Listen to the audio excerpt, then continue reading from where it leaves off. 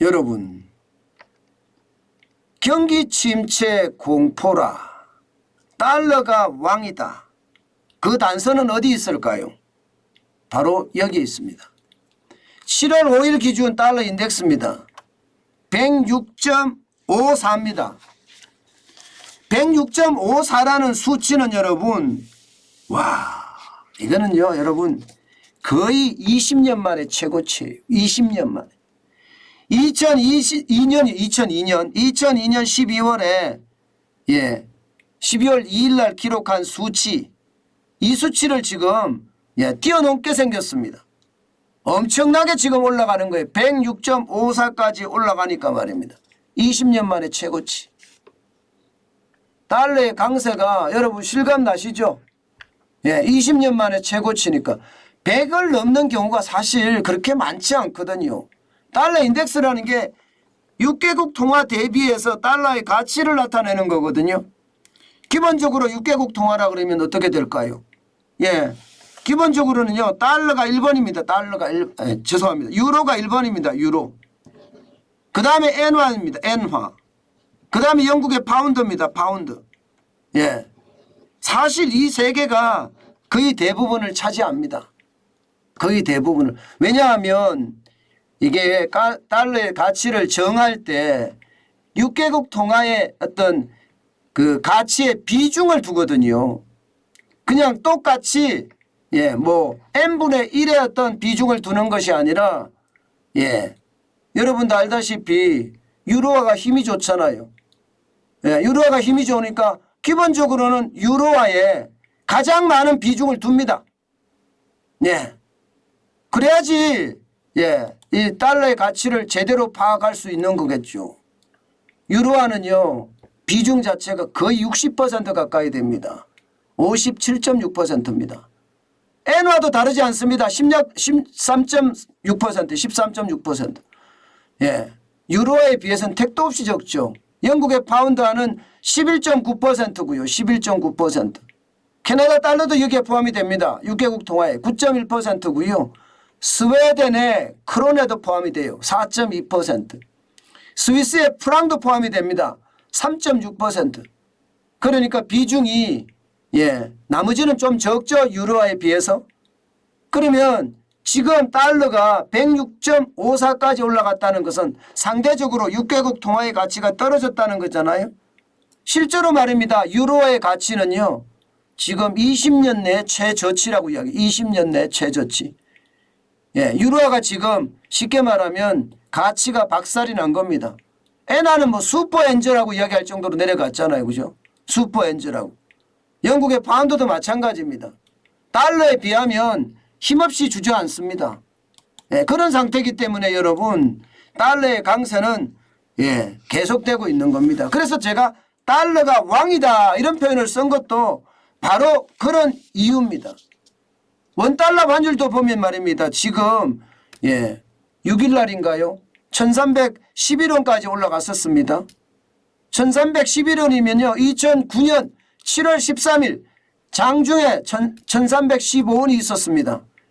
그때 보다가 지금 사실상 많아질 가능성이 커요. 이건 장중이거든요. 장중. 13년 만에 최고치잖아요. 13년 만에 최고치. 그러니까 이게 달러가 왕이다. 달러를 소유해야 된다. 이런 얘기는 어쩌면 당연한 거예요. 그러면 여러분 지금 왜 사람들이 자꾸 이렇게 달러를 가지려고 할까? 이것은요 여러분 시장의 어떤 분위기가 변했어요. 시장의 분위기가 말입니다. 인플레이션이 무섭다. 물가를 잡아야 된다. 이런 분위기가 지금까지였다면 최근의 분위기가 바뀐 것은 물가가 문제가 아니자 경기 침체가 더 무섭다. 경기 침체가. 이야기가 더 세거든요. 지금까지는 여러분 지금 한국은행 이창용 한국은행 총재도 그랬고요. 미국의 제롬 파월 연방준비제도 의장도 그랬습니다. 경기보다는 물가라고 했어요. 계속.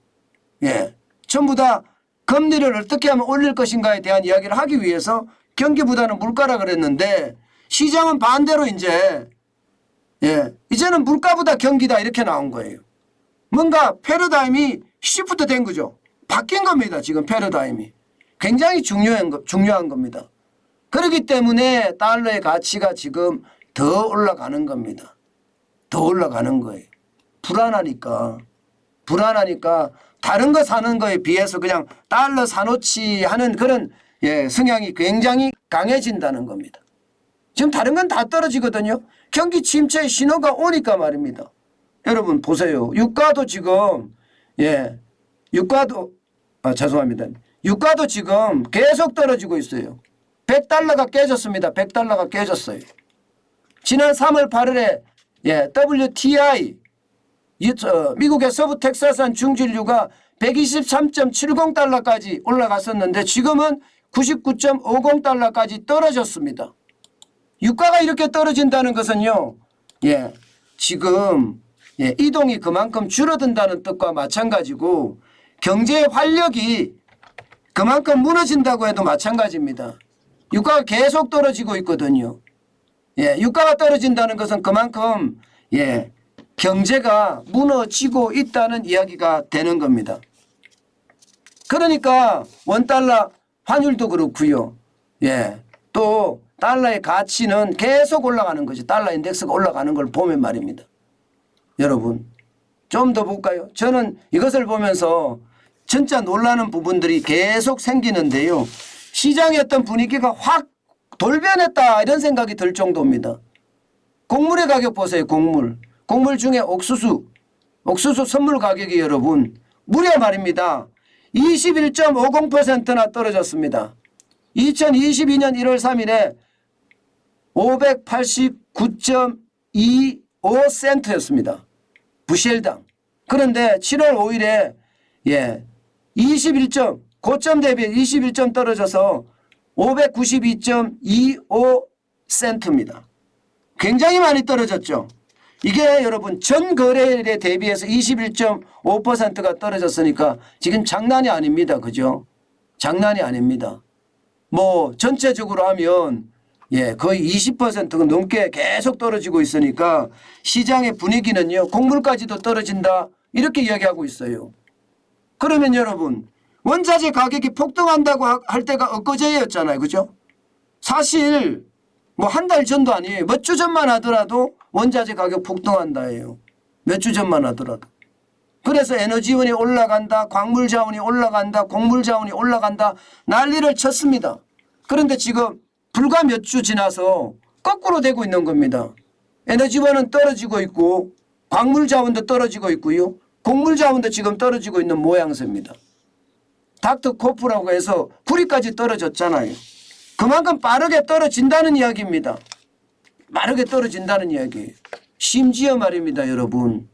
에너지 가격 또 곡물 가격 광물 가격이 떨어지니까 금까지도 떨어집니다. 금까지도. 금도 말입니다. 지금 연중 최저치예요. 1763.9달러입니다. 온스당. 여러분도 알다시피 2022년 3월 8일에는 2049.9달러까지 올라갔던 거거든요. 지금 이거는 엄청나게 떨어진 거죠. 뭐 이렇게까지 떨어지나 이렇게 이야기할 만큼 지금 폭락을 하고 있습니다. 그만큼 말입니다. 경제가 좋아지지 않을 거라는 경기 침체에 대한 우려감이 굉장히 큰 겁니다. 심지어 여러분 독일이 무역 적자가 났어요. 독일이 무역 적자가 났다는 것은요. 31년 만에 기록적인 수치라고 이야기해요. 그래서 시장의 충격은 더 커지고 있습니다. 독일은요.